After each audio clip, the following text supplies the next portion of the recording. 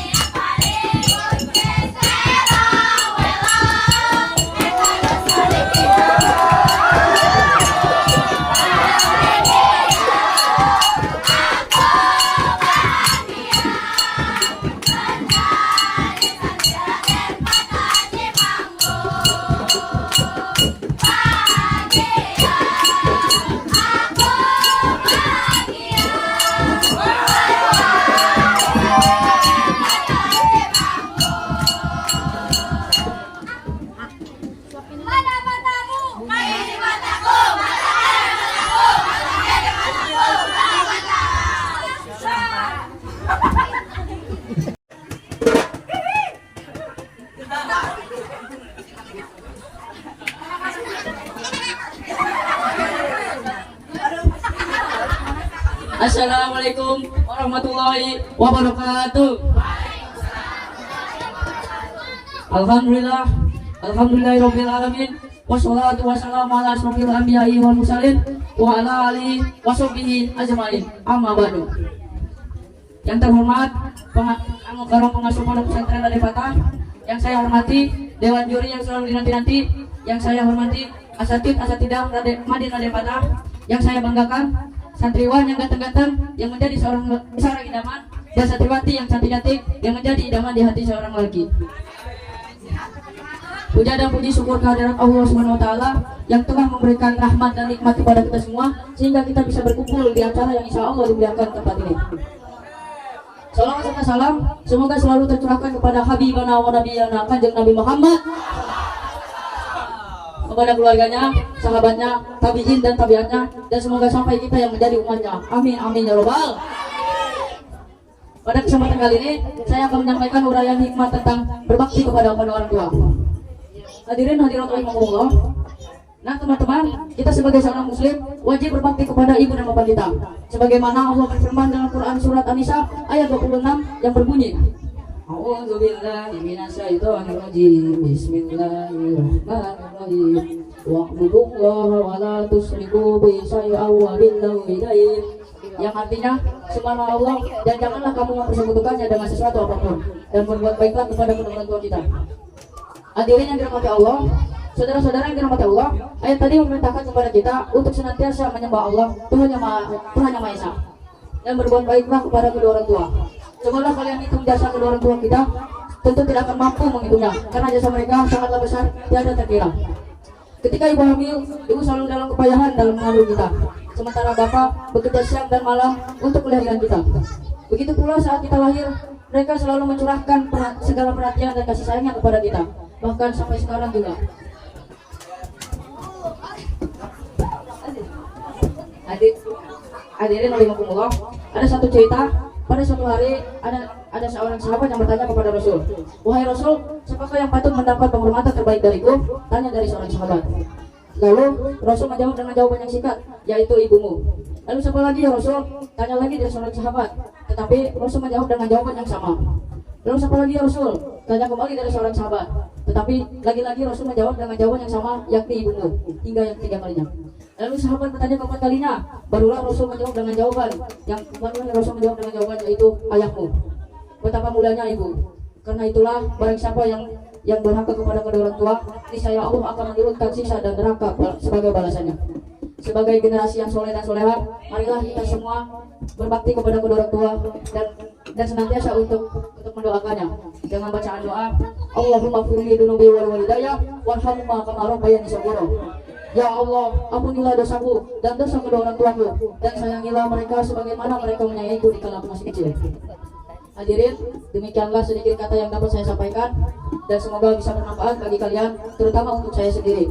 Mohon maaf bila ada kata-kata yang kurang berkenan pada hati teman-teman.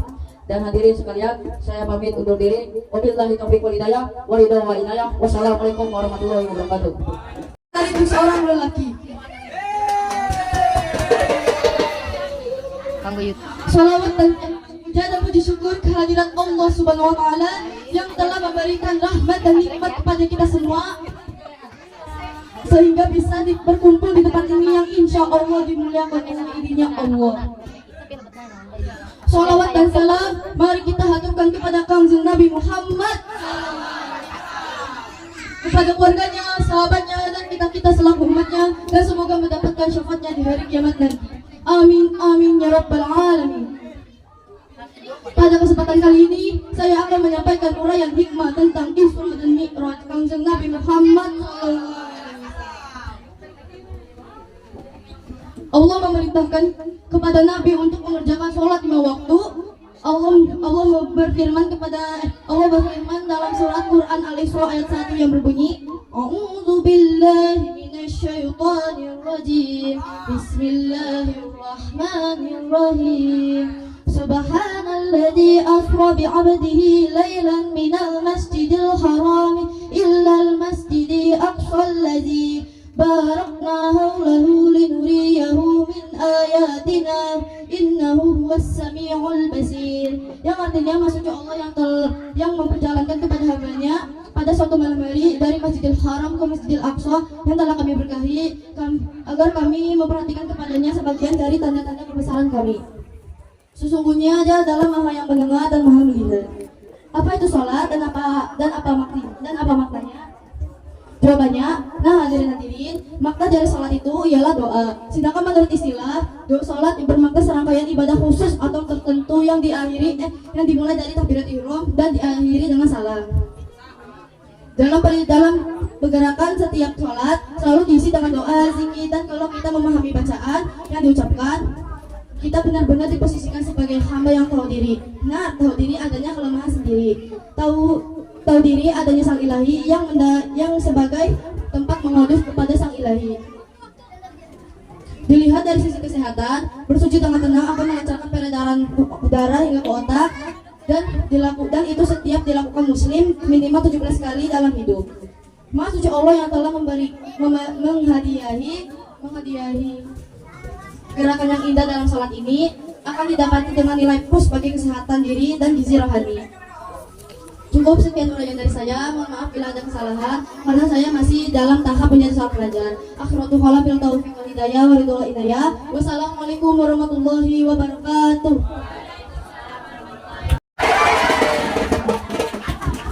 Puja dan puji syukur kehadirat Allah Subhanahu wa Ta'ala yang telah memberikan rahmat dan nikmat kepada kita semua sehingga kita bisa berkumpul di acara insya Allah dimuliakan.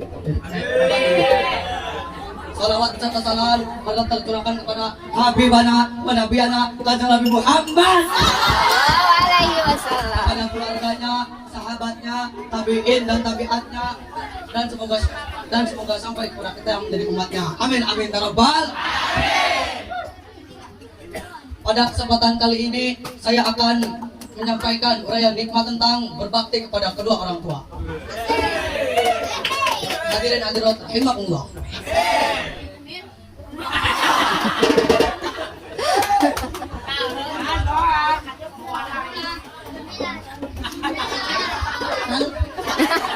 Dan teman-teman, kita sebagai seorang muslim wajib berbakti kepada ibu dan bapak kita.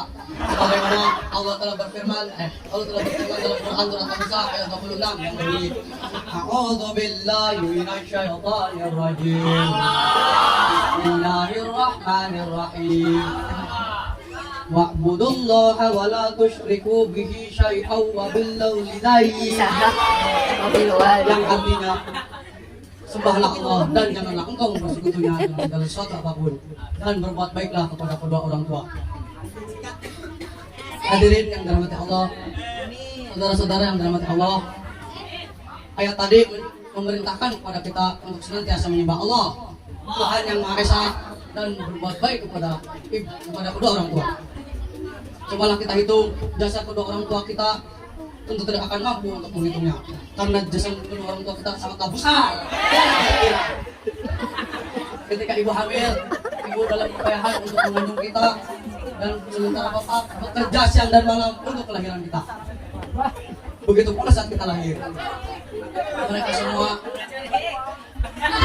begitu pula saat kita lahir, mereka semua selalu mencurahkan kasih dan perhatian dan kasih sayangnya kepada kita semua, bahkan sampai sekarang juga.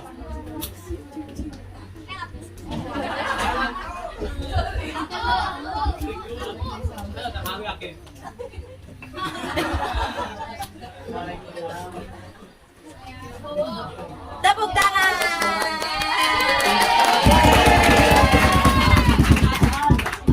Kita sebagai umatnya harus senantiasa berdoa kepada mereka dengan bacaan doa. Allahumma gfir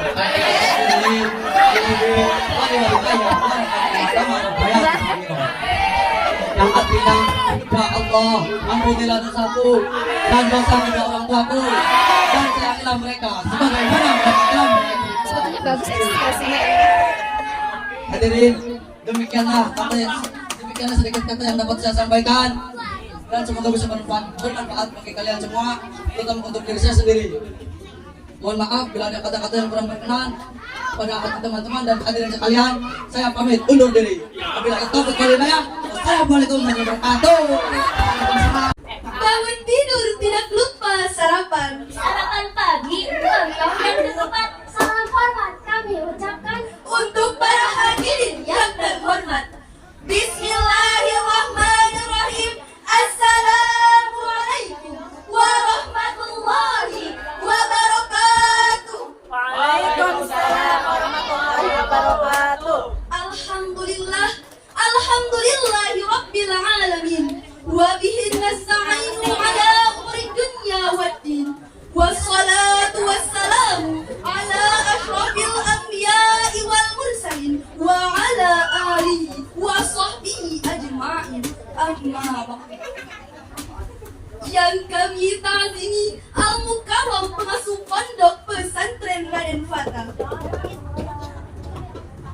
Yang kami hormati para dewan juri yang insya Allah arif dan bijaksana. Yang kami hormati pula Rois wal Roisa pondok pesantren Raden Fata. Dan tak lupa yang kami banggakan teman-teman seperjuangan.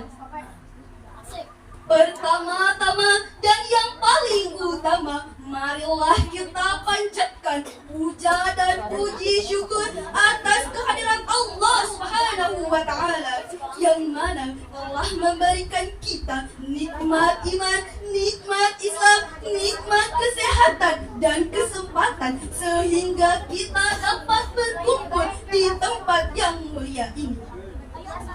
Tak lupa pula salawat beserta salam semoga tercurah limpahkan kepada pemimpin yang arif dan bijaksana, pemimpin yang adil untuk umatnya, pemimpin yang menjadi panutan umat sedunia, the best man in the world, yakni Habibana wa Nabiyana Kanjeng Nabi Muhammad Sallallahu Alaihi Wasallam.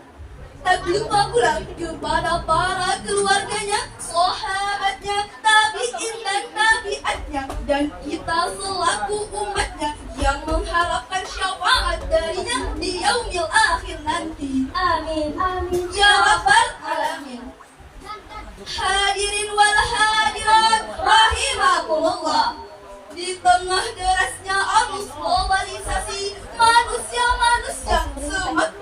body, pornografi, dan porno aksi telah menjadi santapan sehari-hari.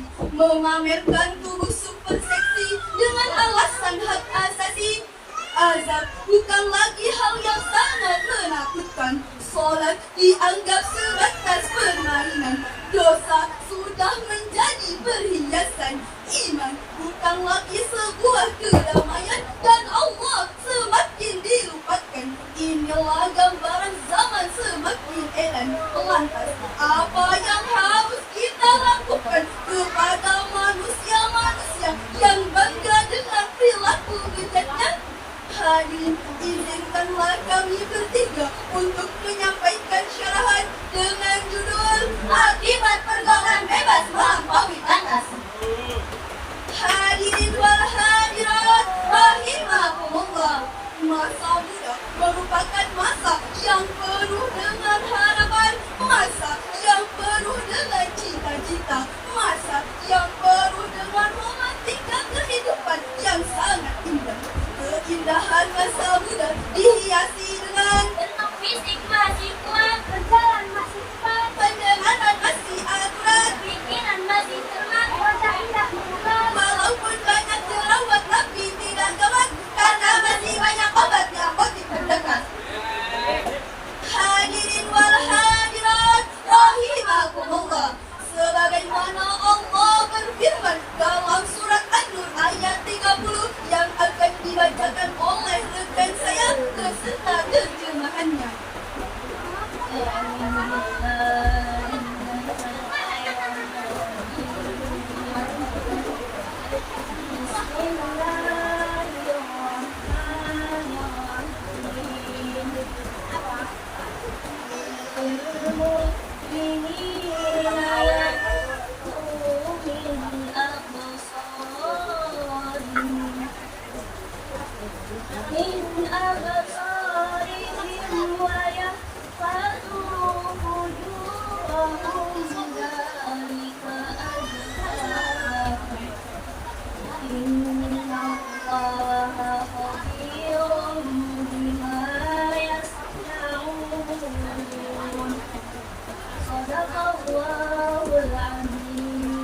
Aku berlindung kepadamu ya Allah dari godaan syaitan yang terkutuk.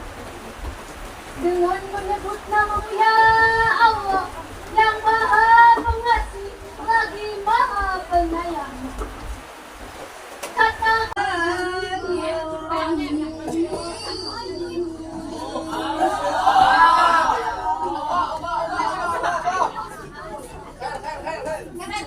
ولا تقربوا الزنا إنه كان فاحشة وساء سبيلا. صدق الله العظيم. Aku berlindung kepadamu ya Allah dari godaan syaitan yang terkutuk.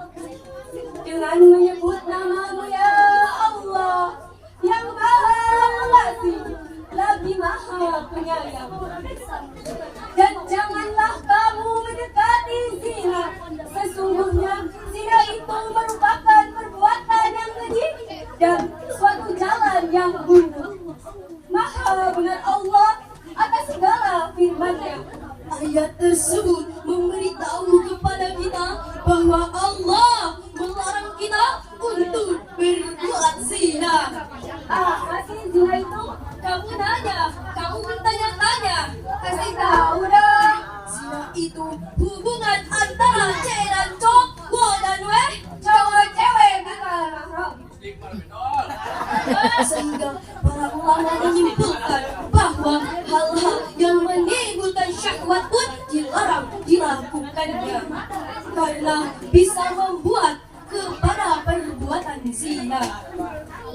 Awalnya pandang-pandangan, habis itu senyum-senyuman, datanglah perasaan dan perhatikan. Awalnya pegangan tangan, habis itu peluk-peluk.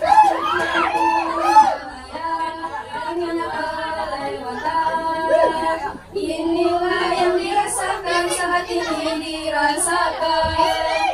Batak pun tak mau baca, makan pun tak pernah kenyang. Senang dan ku cinta, perasaan yang berbunga-bunga. Senang dan ku cinta, perasaan yang berbunga-bunga. Di zaman milenial ini, sudah banyak generasi muda yang melakukan hal tersebut. Betul apa betul? Betul. Ternyata betul. Sudah berdampak negatif bagi yang melakukannya. Dia akan disiksa oleh Allah. Mau tahu siksaannya? Awal, dia akan merasa kesempitan rezeki. Asani, setiap langkahnya akan dilaknat oleh Allah. Yang paling bahayanya lagi, orang yang kita cinta disiksa oleh Allah Subhanahu wa ta'ala. Hadirin wal hadirat rahimakumullah. Dari uraian yang disampaikan dapat kita simpulkan bahwa Allah melarang kita untuk berbuat zina.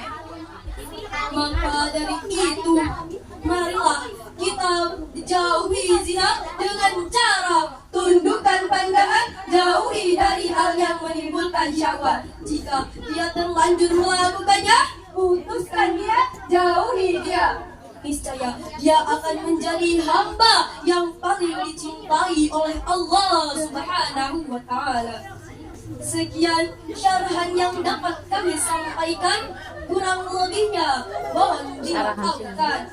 Bila ada jarum yang patah, jangan dimasukkan ke dalam besi. Bila ada kata-kata yang salah, jangan dimasukkan ke dalam hati. Usikum wa nafsi bitaqwallah. Wassalamualaikum warahmatullahi wabarakatuh. Para kemauannya. Yang demikian itu adalah lebih suci bagi mereka. Sesungguhnya Allah Maha mengetahui apa yang mereka perbuat. Maha benar Allah atas segala firman-Nya. Hadirin ma'asyiral muslimin rahimakumullah. Untuk mengawali syarahan kami, untuk mengawali ke yang lebih jauh, maka apa sih yang dimaksud dengan etika pergaulan remaja? Apa tuh? Etika pergaulan remaja dapat didefinisikan sebagai melencengnya pergaulan seseorang dari mulai pergaulan luar batas ataupun sering disebut dengan pergaulan liar. Banyak remaja masa kini yang bermula dari minuman keras, narkoba, atau yang paling dahsyatnya adalah melakukan riset, atau dalam bahasa agamanya adalah sinar. Pada awal ayat, Allah Subhanahu wa ta'ala memerintahkan kepada kita, baik laki-laki maupun perempuan, untuk menjaga pandangannya yang bisa menimbulkan syahwat, dan untuk menjaga kemaluannya dari hal-hal yang haram.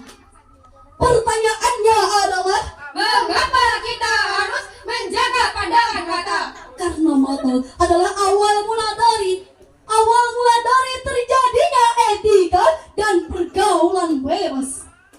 Ingat kata pepatah, dari mana asalnya lintah? Dari sama turun ke kali. Dari mana asalnya cinta? Dari mana turun ke hati? Maka mata adalah awal syahwat turun ke dalam diri, awal syahwat masuk ke dalam diri. Mulai dari kedipan, mulai dari perkenalan, SMS-an, lalu panggilan pun bertukar menjadi yang kamu ngapain. Kemudian ketemuan di semak-semak berlukar, dan akhirnya ada angin. Tidak bergoyang. Maka disinilah terciptanya lagu Caplay. Belum menikah, kau sudah hamil duluan. Hamil duluan, sudah 3 bulan. Gara-gara pacaran suka gelap-gelapan. Ku hamil duluan, sudah 3 bulan. Gara-gara pacaran suka gelap-gelapan. Na'udzubillahi min dzalik. Hadirin ma'asyiral muslimin rahimakumullah.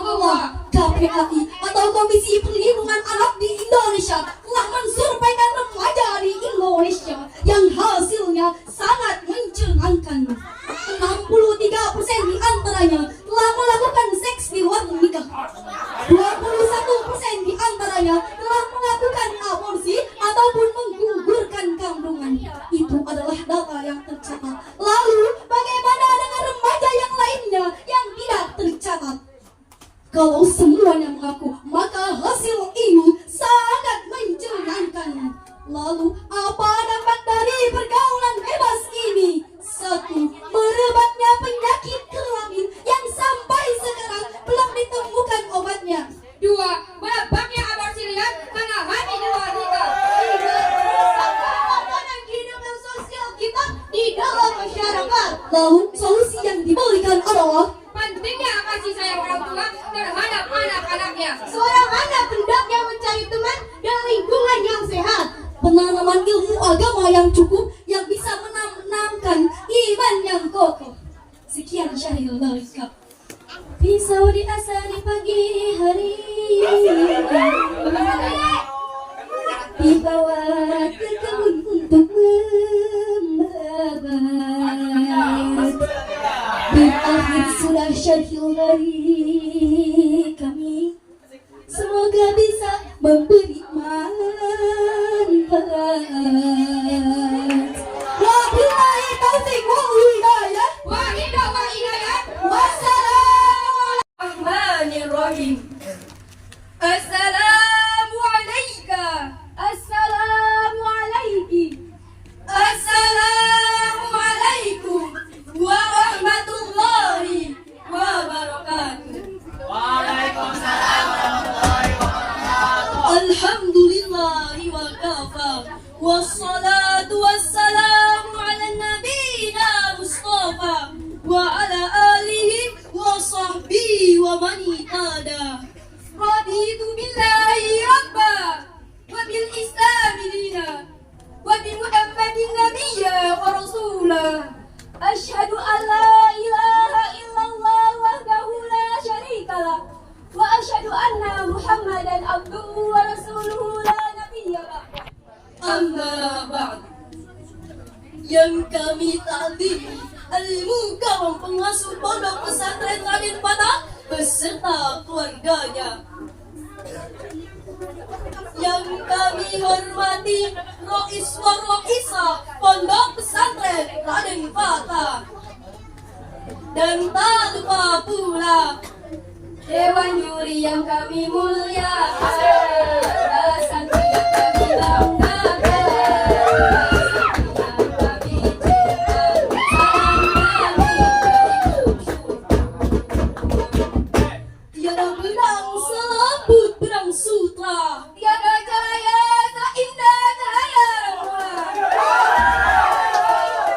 Rahman, dan tiada kata seindah kata pujaan dan pujian. Oleh karena itu, marilah kita sama-sama memuja dan memuji Sang Pencipta alam semesta, Sang Pencipta tujuh petala langit, Sang Pencipta tujuh petala bumi, Allah Subhanahu wa Ta'ala. Allah yang menciptakan manusia yang cantik dan tampan, bulu matanya tipis bagaikan zamrud yang berbaris, mata biru bagaikan air laut yang terbentang luas dari utara ke selatan. Salawat bermahkota salam selalu tercurahkan kepada seorang reformasi Islam, seorang pahlawan sejarah, seorang pahlawan padang pasir, lahir di kota suci di kota Al-Mukarramah dan wafat di kota suci Madinah. Beliau adalah Nabiullah Muhammad SAW. Beliau adalah seorang penegak hukum syariat Islam. Napoleon, seorang orientalis berbangsaan Perancis, pernah mengatakan, jika derajat dan akhlak diukur dengan secepat-cepatnya, maka Nabi Muhammad adalah raksasa sejarah. Hadirin wal hadirat rahimakumullah. Kita hidup di era globalisasi yang berbeda jauh dengan masa masa kakek buyut kita.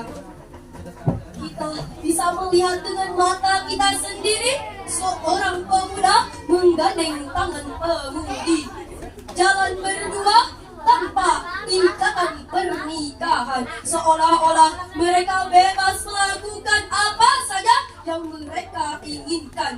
Maka ini permulaan dari kehancurannya Islam di negeri kita tercinta.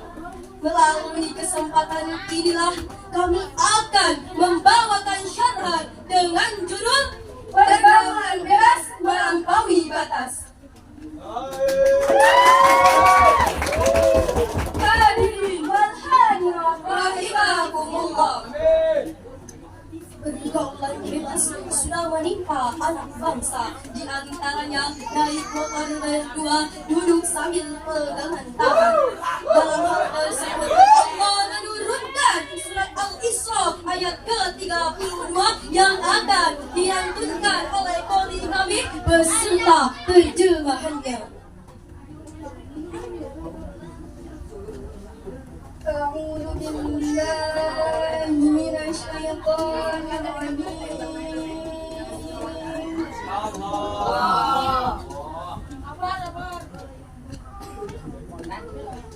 بسم الله الرحمن الرحيم.